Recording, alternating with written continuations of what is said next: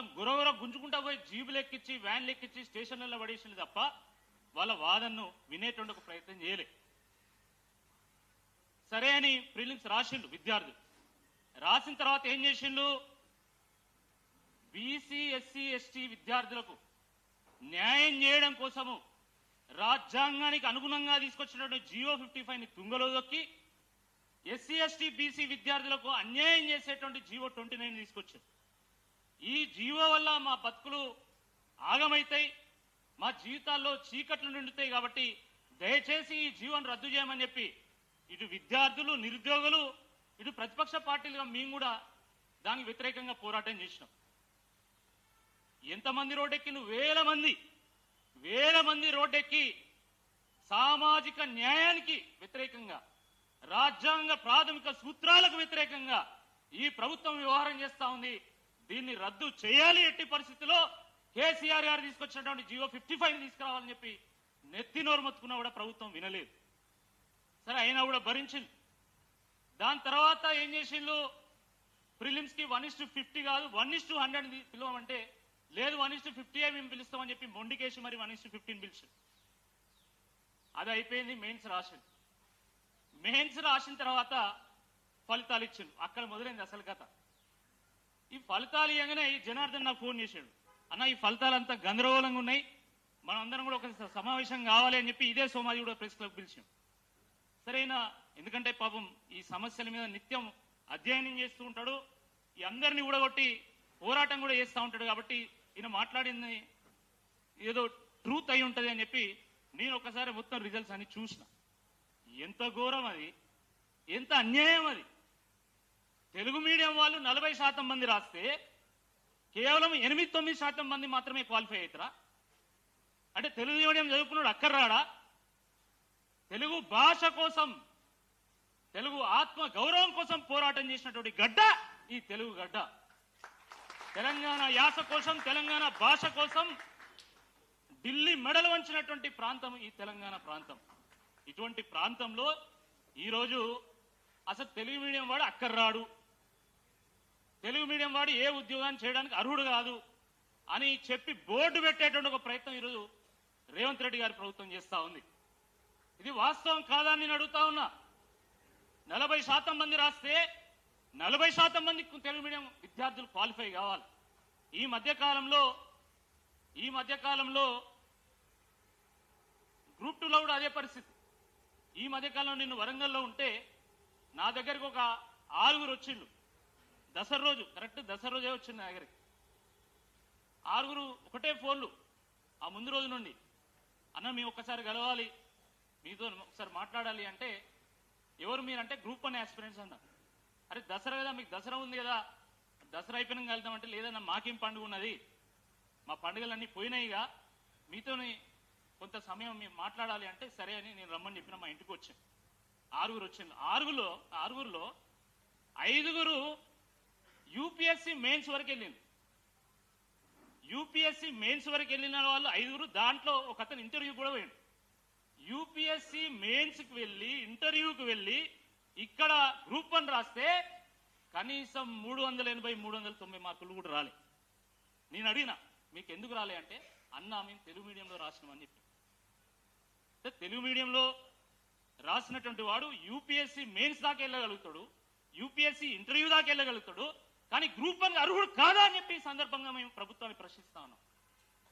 ఇంత దిక్కుమాల ప్రభుత్వం ఏందని అడుగుతున్నాం. అంటే మీరు తెలుగు మీడియం వాళ్ళు ఎంత రాసినా కూడా దాంట్లో అక్షరం వెతికి, పదం వెతికి స్ట్రిక్ట్గా కరెక్షన్ చేస్తారు. ఇంగ్లీష్ మీడియంలో రాస్తే ఆ పేపర్ దిద్దడానికి ఇంగ్లీష్ అర్థం కాదు కాబట్టి వాడు పొడుగ్గా రాస్తే ఎక్కువ మార్కులు ఇస్తారు. గిదా అసలు ఇంత దరిద్రంగా నా వాల్యుయేషన్ చేసి. ఒక యూపీఎస్సీ చైర్మన్ ఉన్నప్పుడు ఒకలాగా ఇవాల్యుయేషన్ చేస్తారు. కొత్త యూపీఎస్సీ చైర్మన్ రాగానే మీరు ఇట్లా చేస్తే అసలు కనీసం క్వాలిఫై మార్కులు వస్తలేవు కాబట్టి మీరు కొంచెం లిబరల్గా దిద్దండి అంటే మిగతా బ్యాచ్ అందరికి ఒకలాగా వస్తాయి. టీజీపీఎస్సీలో ఇంత అధ్వానంగా వేమన ఒక పద్యం రాసిండు.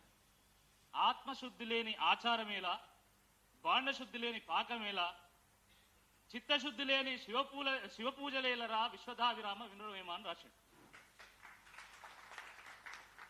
వేమన కనుక ఈ కాలంలో బతుకుంటే, ఈ రేవంత్ రెడ్డి గారి కాలంలో బతుకుంటే, ఈ రేవంత్ రెడ్డి గారి వ్యవహారం చూసిన తర్వాత ఆయన సద్బుద్ధి లేని ముఖ్యమంత్రి లేలరా అని చెప్పి ఆ పద్యంలో యాడ్ చేసి విశ్వధావిరామ వినురవేమ అనేటోడు. గంత అధ్వానమైనటువంటి ఒక పరిస్థితి ఈరోజు ఈ తెలంగాణలో నెలకొన్నది. పోనీ సరే, ఇంత అన్యాయం జరిగింది కాబట్టి మేము కోర్టుకు పోతామని చెప్పి పాపం అభ్యర్థులందరూ కూడా హైకోర్టు పోయారు. సహజంగా ప్రతి పౌరుడికి కోర్టు మీద నమ్మకం ఉంటుంది. ఇంతకుముందు గంగాధర్ గారు కానీ లేకపోతే మన ఆర్పిఐ అధ్యక్షులు వారు కూడా ఇద్దరు కూడా ఏం చెప్పారు?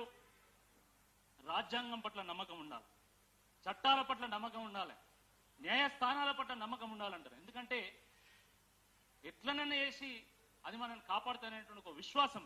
డాక్టర్ బిఆర్ అంబేద్కర్ గారు రచించినటువంటి రాజ్యాంగానికి ఆ శక్తి ఉంది. అనేక సందర్భాల్లో కూడా అది రుజువైంది. ఇది వాస్తవం. అనేక ఆధారాలు సేకరించి నెలల పాటు అధ్యయనం చేసి పరిశీలించి తన మేధస్సును వినియోగించి ఒక విచక్షణతోని 220 పేజీల తీర్పునిచ్చాడు. ఆ తీర్పు చూస్తే అసలు ప్రభుత్వం ఎక్కడ తలబెట్టుకోవాలో కూడా అర్థం కాదు. అంత దారుణంగా వాళ్ళు చేసినటువంటి తప్పులన్నీ లెక్కగట్టి మరీ చూపెట్టిండు. పాపం ఈ అభ్యర్థులందరూ కూడా సంబరపడ్డారు. నా దగ్గర కూడా వచ్చింది, కొంతమంది స్వీట్స్ కూడా ఇచ్చింది. నేను ఆ రోజే చెప్పిన, ఇది ఫైనల్ కాదు, ఇది బిగినింగ్ మాత్రమే. మనం జాగ్రత్త ఉండాలి. ఎందుకంటే ప్రభుత్వంలో చిత్తశుద్ధి లేదు. ప్రభుత్వంలో చిత్తశుద్ధి ఉంటే ఏం చేస్తుంది? హైకోర్టు తీర్పులో చాలా స్పష్టంగా ఈ ఇవాల్యుయేషన్ లో తప్పులు జరినాయని చెప్పింది. కాబట్టి ఈ 25,000 మంది ఎవరైతే పరీక్ష రాసిందో వాళ్ళకు న్యాయం చేసేటువంటి ప్రయత్నం చేయాలని చెప్పి ఒక ముఖ్యమంత్రిగా, ఒక ప్రభుత్వంగా వాళ్ళు ఆలోచిస్తారు. కానీ ఈరోజు వాళ్ళు అలా ఆలోచించేటువంటి ఆస్కారం లేదు. కాబట్టి తప్పకుండా వాళ్ళు డివిజన్ బెంచ్కు వెళ్తారని చెప్పి మేము చెప్పడం జరిగింది. ఈరోజు కోర్టుల్లో కూడా ఏం జరుగుతుందో ఒకసారి నిజంగా మనం గమనించాలి. కోర్టులను ఎదిరించేంత గొప్పవాళ్ళు మనం కాదు, అంత మేధస్సు మనకు లేదు. కానీ కోర్టులో కూడా ఏం జరుగుతుందో ఒక్కసారి మనం గమనించాలి. ఇదే రేవంత్ రెడ్డి గారు ముఖ్యమంత్రి స్థాయిలో తాను సభలో మాట్లాడుతూ గ్రూప్ 1 మీద పడ్డటువంటి కేసులన్నింటినీ నేను తుంగలో దొక్కిస్తా అన్నాడు. అన్నాడా లేదా? అన్నాడు. 24వ తారీఖు మన గ్రూప్ 1 మీద డివిజన్ బెంచ్ లో తీర్పు రావాలి. హియరింగ్ ఉంది సార్, తీర్పు కాదు, హియరింగ్ ఉంది. ఎగ్జాక్ట్లీ 20వ తారీఖు ఈ ముఖ్యమంత్రి గారు జ్యుడిషియరీని కలిసి అసలు ఈ టైమింగ్ మీద చాలా మందికి అనుమానాలు ఉన్నాయి. నేను ఇంతకంటే ఏం చెప్పాను. ఎందుకంటే న్యాయస్థానంతో కొట్లాడే శక్తి మనకు లేదు.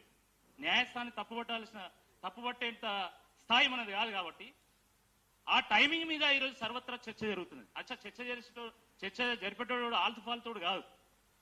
ఎవరు భవిష్యత్తులో డిఎస్పీలు కావాల్సినటువంటి వాళ్ళు, డిస్ట్రిక్ట్ డిప్యూటీ కలెక్టర్లు కావాల్సినటువంటి వాళ్ళు, భవిష్యత్తులో ఐఏఎస్లు ఐపీఎస్లు కావాల్సినటువంటి వాళ్ళు మాట్లాడుతున్నటువంటి మాటలు. నేను మాట్లాడుతున్నదో ఎవరో మా సోదరులు బాలరాజు గారు మాట్లాడుతున్నదో ఇంకోరు మాట్లాడుతున్నదో కాదు. చాలా మంది ఈ రంగంలో అనుభవం ఉన్నటువంటి వాళ్ళు, నిష్ణాతులు మాట్లాడుతున్నటువంటి మాటలు ఇవి. దీనికి ప్రభుత్వం సమాధానం చెప్పాలి. సింగిల్ బెంచ్ జడ్జిమెంట్ లో అంత స్పష్టంగా తప్పులు జరిగాయని చెప్పిన తర్వాత ఈరోజు డివిజన్ బెంచ్కు వెళ్ళగానే